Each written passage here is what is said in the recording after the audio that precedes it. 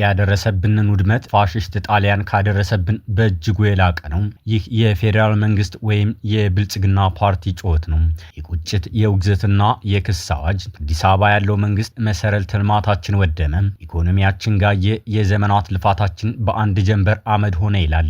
የለም ውሸት ነው። ይህ ደግሞ ከጫካም ከተራራው ከጋራ ሸንተረሩ ከሚያስተጋባው የፋኖ ኃይሎች መልስ ነው። ውሸት ዛሬ በአማራው ምድር እየሆነ ያለው ታሪክ አይቶት የማያውቀው እልቂት ነው። መንግስት ንጹሃንን በከባድ መሳሪያ እየፈጨን መንደሮችን በድሮን እሳት እያጋየ አርሶ አደሩን በደም አጨማልቆታል በማለት የቆሰሉ እናቶችን፣ የተገደሉ ህፃናትንና የነደዱ ማሳዎችን ተንቀሳቃሽ ምስል በማስረጃነት ያቀርባሉ። በዚህ አውዳሚ የቃላት ጦርነት፣ በዚህ የፕሮፓጋንዳ ሩምታና ሰማይና ምድሩን በቀላቀለው የጥይት ዝናብ መሃል አድማጭ ሆይ አንድ ጥያቄ ልጠይቅህ። እውነት የታለች? ከጥይቱ ባሻገር ከጭሱ ጀርባ እውነት የታለች? የፈረሰው የማን ቤት ነው? የነደደው የማን ማሳ ነው? የፈሰሰው የማን ደም ነው? መንግስት ጣሊያን ካጠፋው ፋኖ ያጠፋው ይልቃል ሲል፣ ፋኖ ደግሞ ከፋሽስት ወረራ ይልቅ የመንግስት ጭፍጨፋ ይከፋል ሲል፣ ሁለቱም አንድ ታሪክ ነጥብ ላይ ተገናኝተዋል። ፋሽስት ጣሊያን ግራዚያኒ። 88 ዓመታት ወደ ኋላ እንመለስ። ያኔ መርዝ ጋዝ ሲዘንብ፣ ያኔ የአማራው ተራራዎች በቦምብ ሲታረሱ፣ ያኔ ወራሪው የሰው ሀገር ሲቀራመት ጉዳዩ ባዕድ ነበር። የኢትዮጵያውያኑን ቋንቋ የማይሰማ፣ ባህላቸውን የማያውቅ፣ ቀለማቸውን የሚጠላ ባዕድ። ያኔ ሞትም ክብር ነበረው፣ ቁስልም ጀግንነት ነበረው። ዛሬስ? ዛሬ ግን ቃታው የሚሳበው፣ ዛሬ አፈሙዙ የሚመዘዘው በአንድ ማዕድ በበሉ፣ አንድ ቋንቋ በሚያወሩ፣ በአንድ ጅረት ውሃ በጠጡ ወንድማማቾች መሃል ነው። እንዴት ልባቸው እንዲህ ጨከነም? የትላንቱ አብሮነት፣ የትላንቱ ፍቅር፣ ትላንቱ ጀግንነት እንዴት ዛሬ ማህፀኑን ቀይሮ አውሬ ወለደ?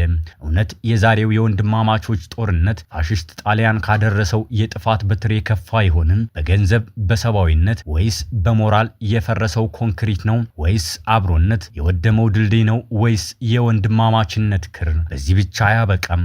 የዚህ ዘግናኝ ታሪክ ሌላ ገጽም አለው። ሰማዩን ቀና ብለህ እይ። አዎ የአማራ አይደለም፣ የባዕዳን ሰው አልባ አውሮፕላን ነው።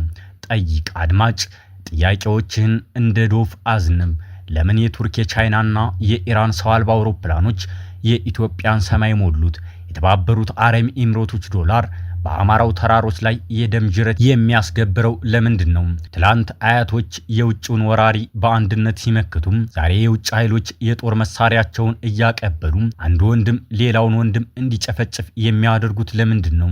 ዓላማቸው ምንድን ነው? የኢትዮጵያ አንድነት ነው ወይስ የቀይ ባህር ስሌት? የኢትዮጵያ ሰላም ነው ወይስ የነሱ ኪስ? ታሪክ እንዴት ራሱን በከፋ መልኩ ይደግማል? ያኔ እንግሊዝና ፈረንሳይ ኢትዮጵያን አሳልፈው ለጣሊያን ሲሰጡ፣ ዛሬ ደግሞ የዓለም ሀገራት ኢትዮጵያ በገዛ ሀገራቸው እርስ በርስ ሲፋጁ መሳሪያ እያቀበሉ የሚስቁት ለምንድን ነው? ተከበራችሁ የበራፍ ቲቪ ወዳጆች፣ እስከ ዝግጅታችን ፍጻሜ አብራችሁን ቆዩ።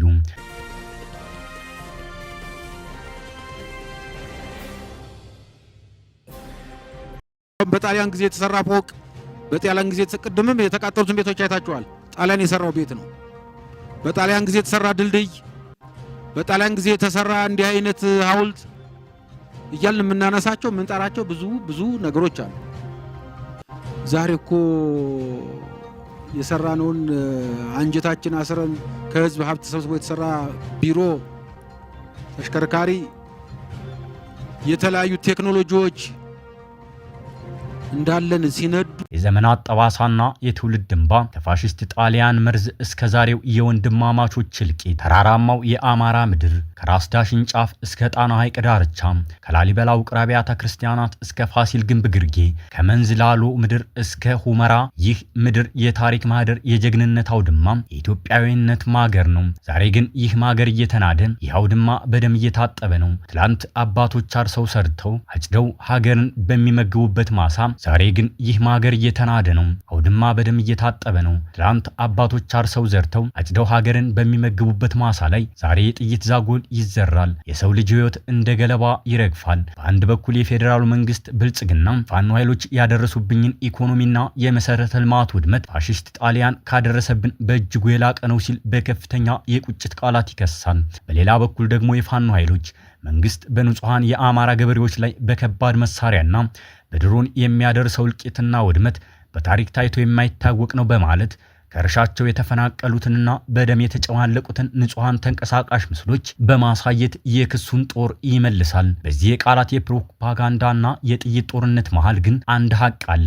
የፈረሰው ትምህርት ቤት የኢትዮጵያ ነው። የወደመው ሆስፒታል የህዝብ ነው። የሚሞተውም የሚፈናቀለውም የደም እንባ የሚያለቅሰውም ያው ምስኪኑ ገበሬ ነው። እውነት የዛሬው ውድመት ከ88 ዓመታት በፊት ፋሽስት ጣሊያን ካደረሰው ወረራ ይልቃልን? ያው የተለመደውን ሚዛናዊነታችንን ጠብቀን ከስሜት ርቀን ነገር ግን የሰውን ልጅ ሰቆቃ በቅርበት እያዳመጥን ትናንትን ከዛሬ እያነጻጸርን በታሪክ ፍርድ ቤት ፊት ለፊት እንቁም። ዘመኑ 1928 ዓመተ ምህረት ነው። ግራዚያኒ የተባለው የሞሶሊኒ ጀነራል ዘመናዊ የጦር አውሮፕላኖችን መትረይሶችንና በዓለም አቀፍ ሕግ የተከተለውን የሰናፍጭ መርዝ መስታርድ ጋዝ ታጥቆ ኢትዮጵያውያንን ወረረም።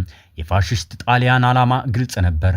ሀገርን መዝረፍ፣ ማንነትን ማጥፋት፣ ህዝብን ባሪያ ማድረግ። በ5 ዓመቱ የጣሊያን ወረራ በመላው ኢትዮጵያ በተለይም በታሪክ ማዕከሉ በአማራው ምድር የደረሰው ሰብአዊና ቁሳዊ ውድመት ቃላት የማይገልጸው ነበር። የካቲት 12ቱን የአዲስ አበባ እልቂት፣ የደብረ ሊባኖስን የካህናት ፍጅት፣ በጎጃምና በጎንደር ዋሻዎች ውስጥ በጭስ የታፈኑ አርበኞችን ታሪክ ስናስታውስ ዛሬም ድረስ ይዘገንነናል። ጣሊያን ቤተክርስቲያንን አቃጥሏል። መንደሮችን በቦምብ ደብድቧል። ከ300 ሺህ በላይ ኢትዮጵያውያንን በግፍ ገድሏል። የኢኮኖሚ ውድመት፣ የተዘረፉ የጥንት ቅርሶች፣ የተቃጠሉት ማሳዎች የፋሽዝም መገለጫዎች ነበሩ።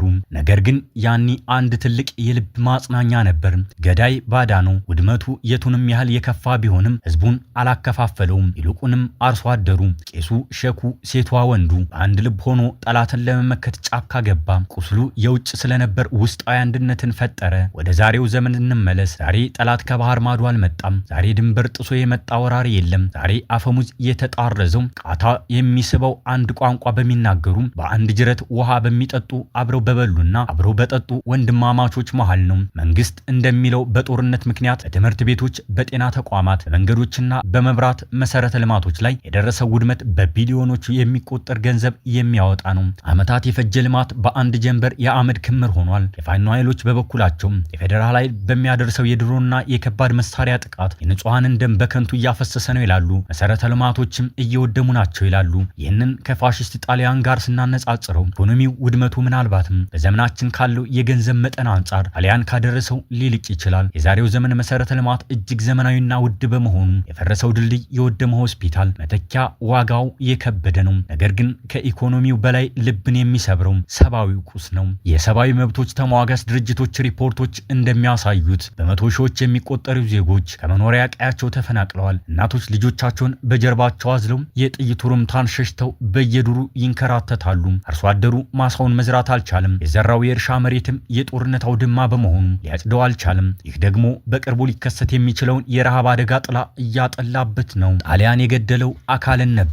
የዛሬው ጦርነት ግን መንፈስን ጭምር እየገደለ ነው። በፋሽስት ወረራ ጊዜ ኢትዮጵያውያን ማህበራዊ ትስስራቸው ይበልጥ ጠነከረ እንጂ አልተበጠሰም። ዛሬ ግን ጎረቤት ጎረቤቱን በሚጠራጠርበት፣ ወንድም ወንድሙ ላይ መሳሪያ በሚያነሳበት፣ የፖለቲካ ልዩነት ወደ ደም አፋሳሽ ግጭት በተለወጠበት በዚህ አስፈሪ ምዕራፍ የደረሰው የማህበራዊ ትስስር በመበጠስ በቀላሉ የሚጠገን አይደለም። ፋሽስት ጣሊያን ባህላችንንና እምነታችንን ለማጥፋት ሞክሮ ነበር፣ ነገር ግን አልቻለም። ምክንያቱም ሙከራው የጋራ ነበር። ዛሬ ግን በወንድማማቾች መሃል የተተከለው የጥላቻና የጥርጣሬ አረም የነገዋን ኢትዮጵያ ማህበራዊ መሰረት ከስሩ እያናጋው ነው። አባት ለልጁ፣ ወንድም ለወንድሙ ማዘን በሚያቅተው የጦርነት አውድ ውስጥ ከፈረሰው ድልድይ ይልቅ የፈረሰው የሰው ልጅ አይምሮና ስነ ልቦናዊ ድልድይ መልሶ ለመገንባት ትውልድ የሚጠይቅ የዘመናት ዕዳ ነው። የኢኮኖሚውን ውድመት በሚዛን እናስቀምጠው። ፌዴራል መንግስት ይህ ውድመት ጣሊያን ካደረሰው ይልቃል ሲል የቁጥሩን ስሌት መሰረት አድርጎ ሊሆን ይችላል። በእርግጥም በ1928 ዓመተ ምህረት ኢትዮጵያ የነበራት ዘመናዊ መሰረተ ልማት እጅግ ውስን ነበር። ዛሬ ግን በአማራ ክልል የነበሩት በመቶዎች የሚቆጠሩ የጤና ጣቢያዎች፣ ሆስፒታሎች፣ ዩኒቨርሲቲዎች፣ የንጹሃን መጠጥ ውሃ ተቋማትና በቢሊዮን የሚቆጠር ዶላር የፈሰሰባቸው አስፓልት መንገዶች የጦርነት ሰለባ ሆነዋል። በሌላ በኩል ደግሞ ፋኖ ኃይሎችና የአካባቢው ነዋሪዎች የኢኮኖሚ ውድመቱ መንስኤ የመንግስት ከባድ መሳሪያና የድሮን ጥቃት መሆኑን ይከራከራሉ። ማንም አፈረሰው ማን፣ ሐቁ ግን አንድ ነው። የፈረሰው የራስ ቤት ነው። ጣሊያን ሲያፈርስ የጠላትን ነበር። እኛ ስናፈርስ ግን የራሳችንን የድሃ ገበሬውን ላብ፣ የግብር ከፋዩን አቅም፣ የሀገርን አንጡር ሀብት ነው። በዚህ ጦርነት ምክንያት በአማራ ክልል በሚሊዮን የሚቆጠሩ ነዋሪዎች በዚህ ምክንያት በአማራ ክልል ክልል በሚሊዮን የሚቆጠሩ ተማሪዎች ከትምህርት ገበታቸው ተፈናቅለዋል። ትምህርት ቤቶች የጦር ሰፈር ሆነዋል። ጤና ተቋማት መድኃኒት አልባ ሆነው እናቶች በወሊድ ምክንያት ለሞት እየተዳረጉ ነው። የንግድ እንቅስቃሴው በመቆሙ የኑሮ ውድነቱ ሰማይ ነክቷል። ማሳ ላይ የዋለው ገበሬ ማዳበሪያ አላገኘም። የመሰረተውን ወደ ገበያ ያመረተውም ወደ ገበያ ማውጣት አልቻለም። ይህ የኢኮኖሚ ውድመት ነው። ከጣሊያን ወረራ ጊዜ ጋር ሲነጻጸር ጣሊያን አቅም ኖሮን የገነባነውን አልነበረም ያፈረሰው። ዛሬ ግን ከጉሮሯችን ቀንሰን በችግር ያቆምናቸውን ተቋማት በገዛ እጃችን በገዛ ወንድሞቻችን ጥይት እያጋየናቸው ነው። ይህንን ውስብስብ እውነታ ሚዛናዊ በሆነ መንገድ ስንፈትሸው የሁለቱም ወገኖች ክስ የየራሱ እውነት አለው። መንግስት የፋኖ ኃይሎች መሰረተ ልማት አውድመዋል፣ የኢኮኖሚ አውታሮች አቋርጠዋል ማለቱ በተግባር የሚታይ የመንግስትን አገልግሎት ለመስጠት የሚያስቸግር እንቅፋት እንደፈጠረበት እሙን ነው። ፋኖ ኃይሎች ደግሞ መንግስት የትጥቅ ትግሉን ለማዳፈን በሚወስደው እርምጃ ንጹሃን ገበሬዎች ላይ ሰብአዊ ጥቃት አድርሷል፣ መንደሮችን በከባድ መሳሪያ ደብድቧል ማለታቸው ዓለም አቀፍ የሰብአዊ መብት ተሟጋች ጭምር በሪፖርታቸው እያወጡት ያለ እልቂት ነው። ይህንን ከጣሊያን ጋር ስናነጻጽረው መሰረታዊ ልዩነት የዓላማና የውጤት ጉዳይ ነው። የጣሊያን ወረራ ዓላማ ባዕዳን ኃይሎች ሀገርን ለመቀራመት የከፈቱት ጥቃት ነበር። የዛሬው ውድመት ግን የተበላሸ የፖለቲካ ስርዓት፣ ያልተመለሱ የህዝብ ጥያቄዎች፣ የስልጣን ሽኩቻና የእርስ በርስ መናቆር የወለደው ክፉ አባዜ ነው። በጣሊያን ጊዜ ኢትዮጵያውያን ተበድለዋል፣ ተጨፍጭፈዋል፣ ሞተዋል፣ ግን አልተሸነፉም። ምክንያቱም ሞታቸው ለነጻነት መከራቸው ለሀገር ክብር ነበርና በኩራት ታሪክ ጻፉ። የዛሬው ሞት ግን በጀግንነት የሚባልለት አይደለም። በወንድም ላይ የተተኮሰ ጥይት ድል የለውም። አሸናፊውም ተሸናፊ ነው። የሞተውም የገደለውም ያው አንዱ የኢትዮጵያ አካል ነውና የአማራ ገበሬ፣ የጎጃሙ ጠንካራ አራሽ፣ የጎንደሩ ጀግና፣ የሸዋው ትጉህ፣ የወሎው ቻይ ዛሬ በማሳው ላይ ከእህሉ ጋር ሞት እየዘራ ነው። መሬቱ በዝናብ ሳይሆን በወንድማማቾች ደም እየታረሰ ነው። እንግዲህ ወደ ዋናው ጥያቄያችን ስንመለስ የዛሬው ውድመት የፋሽስት ጣሊያንን ይልቃልንም? በገንዘብና በመሰረተ ልማት ስሌት አሁን ዛሬ የወደመው ሀብት ጣሊያን ካወደመው አያሌ እጥፍ ይበልጣል። በሰብአዊነትና በማህበራዊ ስብራት ስሌትም አሁን ጣሊያን አካልን ሲገድል፣ የዛሬው የእርስ በርስ ጦርነት ትውልድን አመኔታንና አብሮነትን እየገደለ ነው። በቁጭትና በሞራል ስሌትም አሁን ጠላት ያደረሰብን ቁስል ጊዜ ሲያልፍ ይሽራል። በገዛ ወንድም እጅ የቆሰሉት ቁስል ግን ለዘላለም ሲያመረቅዝ ይኖራል። በመንግስትም ሆነ በፋኖ ኃይሎች በኩል የሚሰነዘሩት ክሶችና የመረጃ ጦርነቶች አንድ ትልቅ እውነት ሊሸፍኑ አይችሉም። እርሱም ጦርነት መቼም ቢሆን መፍትሄ ሆኖ እንደማያውቅ ነው። ፕሮፓጋንዳ የፈረሰውን ቤት አይጠግንም። ዲስኩር የሞተውን አባት አይመልስም። መግለጫ የፈሰሰውን ደም አያብስም። ከ88 ዓመታት በፊት ፋሽስት ጣሊያን በግፍ የፈጀን ህዝቦች ዛሬ በገዛቻችን ራሳችንን መጨፍጨፍ የለብንም የሚሉት አያሌ ናቸው። የፈረሰው ይገነባል፣ የነደደው ይተካል። የጠፋው የሰው ህይወት፣ የሻከረው የወንድማማችነት መንፈስ ግን እንዴት ሊመለስ ይችላል? የታሪክ መዛግብት ዛሬን ሲያስታውሱ እገሌ ልክ ነበር፣ እገሌ ተሳስቷል ብለው ላይፈርዱ ይችላሉ። ነገር ግን በ21ኛው ክፍለ ዘመን ኢትዮጵያን የገዛ ሀገራቸውን የገዛ ህዝባቸውን በፖለቲካ ልዩነት ምክንያት ወደ አመድነት ቀየሩ ብለው መጻፋቸው አይቀርም። እንዲያውም ቢሆን ከውስጥ ቁስላችን ባሻገር ከወንድማማቾች መረን ለቀቅ መገዳደል ባሻገር አንድ ሌላ ልብ የሚያደማ ታሪክን በቁጭት የሚያስታውሰው መራራ እውነት ነው። ያም ከባህር ማዶ የሚመጣው የሞት ዱላ ነው። የኢትዮጵያ ሰማይ የባዕዳን የጦር መሳሪያ መፈተኛ፣ የኢትዮጵያ ምድር የውጭ ኃይሎች የጂኦፖለቲካ ቼዝ መጫወቻ ከሆነ ሰነበትም። የዛሬውን የአማራ ክልል ሰቆቃም ከ88 ዓመታት በፊት ከነበረው የፋሽስት ጣሊያን ወረራ ጋር ሲነጻጸር የውጭ ኃይሎች በኢትዮጵያውያን ደም ላይ ያላቸውን ርካሽ የጥቅም ስሌት በጉልህ እናየዋለን። ትናንትና ዛሬ ጠላቶችና የኢትዮጵያ ወዳጆች እነማን ነበሩ? ዛሬስ ለምን የገዛ ወንድሞቻቸውን ደም በባዕዳን መሳሪያ ያፈሳሉ? ሞሶሎኒ ኢትዮጵያን ሲወር ብቻውን አልነበረም። ከጀርባው የዓለም መንግስታት ማህበር፣ ሊግ ኦፍ ኔሽን ዝምታና ይሁንታ ነበረው። ጣሊያን በግልጽ ዓለም አቀፍ ሕግን ጥሳ ስትወር ታላላቅ የሚባሉት ሀገራት እንግሊዝና ፈረንሳይ በሆር ላቫል ፓክት ሚስጥራዊ ስምምነት የኢትዮጵያን ግዛት ለጣሊያን ለመከፋፈል ደባ ሰሩ። ፍትህ ፍለጋ ወደ ጄኔቫ ያቀኑት ቀዳማዊ ኃይለ ሥላሴ የዓለምን ሕሊና ሲሞግቱ ምዕራባውያን ጆሮ ዳባ ልበስ አሏቸው። እንዲያውም የጦር መሳሪያ ማዕቀብ የጣሉት በወራሪዋ ጣሊያን ላይ ሳይሆን ራሷን ለመከላከል በምትፍጨረጨረው ምስኪኗ ኢትዮጵያ ላይ ነበር። ጣሊያን ዘመናዊ መትረየሶቿን አውሮፕላኖቿንና የመርዝ ጋዝ ታጥቃ ስትዘምት የውጭ ኃይሎች ፍላጎት አንድና አንድ ነበር፣ ኢትዮጵያን የቅኝ ግዛት ሰለባ ማድረግ፣ አፍሪካዊነት የነጻነት ተምሳሌትን መስበር እና የቀይ ባህርን የንግድ መስመር መቆጣጠር። ያኔ ኢትዮጵያውያን ተከዱ፣ ግን እርስ በርሳቸው አልተከዳዱም። በባዕድ መሳሪያ ቢቆስሉም በገዛ ወንድማቸው እጅ አልሞቱም። ዘመን ተቀየረ፣ ዓመታት ነጎዱ።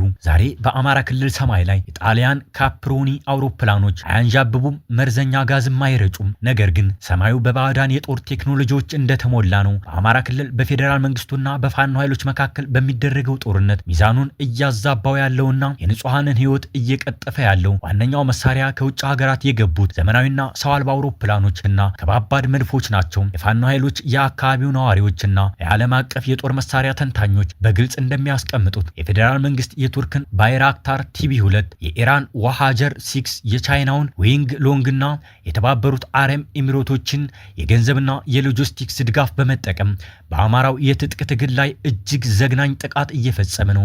መንግስት እነዚህን ሀገራት የኢትዮጵያን አንድነትና ሉዓላዊነት የደገፉ ታሪካዊ ወዳጆች ሲል ሲያሞካሻቸው፣ መሬት ላይ በእሳት እየተለበለበ ያለው የአማራ ገበሬ ግን እነዚህን ሀገራት በዘር ማጥፋትና በጭፍጨፋ የተባበሩ ዘመናዊ ፋሽስቶች በማለት ይኮንናቸዋል። የእነዚህን የውጭ ሀገራት ፍላጎት በሚዛን እናስቀምጠው። እነዚህ ሀገራት ለምን በአማራው ክልል ጦርነት ውስጥ እጃቸውን አስገቡ? ለምንስ የጦር መሳሪያቸውን አዘነቡ? ፍላጎታቸው የኢትዮጵያ ፍቅር ነው ወይስ የመሳሪያ ሽያጭ? ፍላጎታቸው የኢትዮጵያውያንን ጥቁር ደም ሳይሆን ቀይ ባህርን ነው የሚሉት አያሌ ናቸው።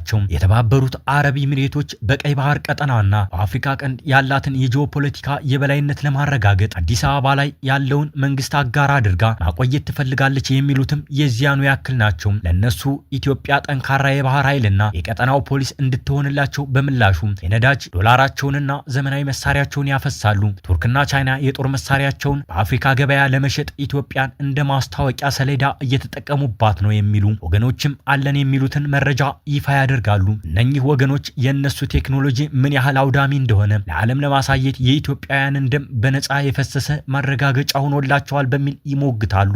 ኢራንም በተመሳሳይ የአሜሪካንንና የምዕራባውያንን ተጽዕኖ በአፍሪካ ቀንድ ለመቀነስ ከመንግስት ጎን በመሰለፍ እርካሽ የፖለቲካ ትርፍ ታሰላለች። እነዚህ አገራት ልክ እንደ 1928ቱ የዓለም መንግስታት ማህበር አባላት ስለ ሰብአዊ መብት ግድ የላቸውም። እናት በድሮን ስትቃጠል፣ ቤተክርስቲያንና ገዳማት በከባድ መድፍ ሲናዱ አያገባቸውም። እነሱ የሚፈልጉት በኢትዮጵያ መዳከም ውስጥ የራሳቸውን ስልጣንና ኢኮኖሚ ማሳደግ ነው። መንግስት ህጋዊ ሉዓላዊነቱን ለመጠበቅ ከእነዚህ ሀገራት ጋር ስምምነት አድርጌያለሁ ቢልም በፋኖ ኃይሎችና በህዝብ ዘንድ ግን ይህ ድርጊት በወንድም ላይ ለማሸነፍ ሲባል አገርን ለባዕድ አሳልፎ ለመስጠት ነው የሚቆጠረው። ልብን ሰርስሮ የሚገባው የታሪክ ምጸት እዚህ ላይ ነው። በጣሊያን ወረራ ጊዜ ኢትዮጵያውያን በነበራቸው አነስተኛ መሳሪያ በባዶ እግራቸው ዱላ ጎራዴ ይዘው የጣሊያንን ታንክና አውሮፕላን ተጋፍጠዋል። ያኔ አባቶቻቸው በውጭ ኃይል የተዘረጋውን የሞት ለማክሸፍ አንድ ላይ ቆመው ነበር። ዛሬ ግን የአማራ ወጣት በፋኖነት ሲደራጅ የሚፋለመው የጣሊያንን ወራሪ ሳይሆን በገዛ ሀገሩ መንግስት በኩል በቱርክ፣ በቻይና፣ በኢራንና በአረብ ኤሚሬቶች ቴክኖሎጂ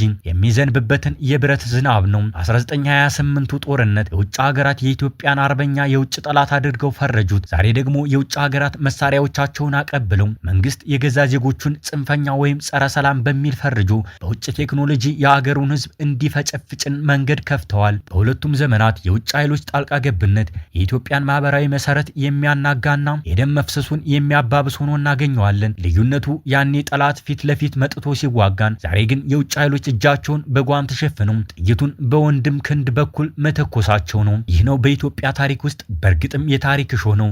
ፋሽስት ጣሊያን ኢትዮጵያን ሲወር ምዕራባውያን ኢትዮጵያን ረሱ፣ አሳልፈውም ሰጡ። ዛሬ ደግሞ የፖለቲካና የስልጣን ሽኩቻው ወደ ለየለት ወንድማማች እልቂት ሲያመራ የምስራቅና የመካከለኛው ምስራቅ አገራት የጥፋት መሳሪያቸውን እያቀበሉ ነው። የብልጽግና መንግስት የአማራ ኃይሎች ኢኮኖሚውን አወደሙ ይላል። የፋኖ ኃይሎች መንግስት በውጭ ድሮን ንጹሃንን ፈጀ ይላል። ጊዜ ደግሞ አፍጦ የመጣውን እውነት እንዲህ ያሳያል። የፈረሰው አገርና ማህበራዊ ውል የኢትዮጵያ ነው። በውጭ መሳሪያ በገዛ ወንድም ላይ የሚገኝ ድል የታሪክ ሸክም እንጂ የጀግንነት ካባ ሊሆን አይችልም ያሉን አንድ አስተያየት ሰጪ የቱርክ ድሮን የፈረሰውን የአማራ ገበሬ ቤት መልሶ አይገነባም፣ የቻይና መድፍ የተቆረጠውን የማህበራዊ ትስስር አይጠግንም ይላሉ። የአረብ ኤሚሬቶች ዶላር የሞተውን ኢትዮጵያዊ ነፍስ አይመልስም። ኢትዮጵያውያኑ ዛሬ ከፋሽስት ጣሊያን ወረራ ይልቅ የገዛ ወንድሞቻቸው ደም ባዕዳን ባቀበሉን መሳሪያ የሚፈስ ከሆነ በታሪክ ፊት ከግራዚያኒ የባሰ ጠባሳ ትቶ ማለፍ የማይቀር ነው። ይሄው በቱርክ ወይም በቻይና የጦር መሳሪያ አምራቾች እጅ አይደለም። ይሄው ያለው እዚሁ መሬት ላይ ነው። እርስ በርስ በመደማመጥ ጠመንጃን በማውረድ እና የወንድማማችነት እሴት ወደ ቀድሞ የክብር ቦታው በመመለስ ላይ ብቻ ነው ይላሉ። ታሪክ ራሱን ይደግማል ይላሉ ሊቃውንቱ። አሁን ግን ታሪክ በከፋና ልብ በሚሰብር መልኩ እየተደገመ ነው። የፋሽስት ጣሊያን ቦምብና መርዝ ያላጠፋውን የአማራን ገበሬ ጽናት፣ የጣሊያንን ታንክ ያላፈረሰውን የኢትዮጵያውያንን አብሮነት ዛሬ በገዛ ወንድሞቻችን እጅ በባዕድ የጦር ቴክኖሎጂ ታግዘው እያናጉት ነው። መንግስትም ሆነ የፋኖ ኃይሎች የቱንም ያህል የፖለቲካ ትክክለኛነት፣ የሞራል የበላይነት አለን ብለው በየፊናቸው ቢከራከሩም የታሪክ ፍርድና የህሊና ዳኝነቱ የሚያሳየው አንድ መራር ሀቅ ብቻ ነው። እርሱም አሸናፊ የሌለበት ያለበት ኢትዮጵያ የምትረታበት የሰው ሕይወት እንደ ቅጠል የሚረግፍበትና ባዕዳን በስውር የሚስቁበት የጥፋት አውድማ ላይ መቆምን ነው ብለዋል። የጣሊያን ጠባሳ ከ8 10 ዓመታት በኋላም ያሳምማል፣ ነገር ግን ጀግንነት ሆኖ ይነገራል። ምክንያቱም ለሀገር ነጻነት የተከፈለ መስዋዕትነት ነበርና። የዛሬ ወንድማማቾች እልቂትና የባዕዳን ጣልቃ ገብነት ጠባሳ ግን ለቀጣዮቹ 100 ዓመታት ትውልድን ሲያሳፍርና ሲያደማ የሚኖር የማይሽር ደዌ ነው በሚል ሁኔታውን ይገልጹታል። ይኸው የባዕዳንን መሳሪያ ወደ ጎን ትቶ የጥላቻን ፖለቲካ አውልቆ በጠመንጃ አፈሙዝ ሳይሆን በጠረጴዛ ዙሪያ ወደ ኢትዮጵያዊ የእርቅ ማዕድ መመለስ ብቻ ነው ብለዋል። እስከዚያው ግን ያቺ በጣሊያን መርዝ ያልሞተች በግራዚያን እሳት ያልጠፋች ክብርት ምድር ዛሬ በወንድማማቾች ደምና በባዕዳን የድሮን ጥላ ስር ሆና ታለቅሳለች። ልጆቿ መቼ ይሆን የሚያስተውሉት እያለች በሚል አስተያየታቸውን ቋጭተዋል። በያላችሁበት ዓለም ዳርቻ ሰናይ ጊዜ እየተመኘን በዚሁ እንሰናበታለን።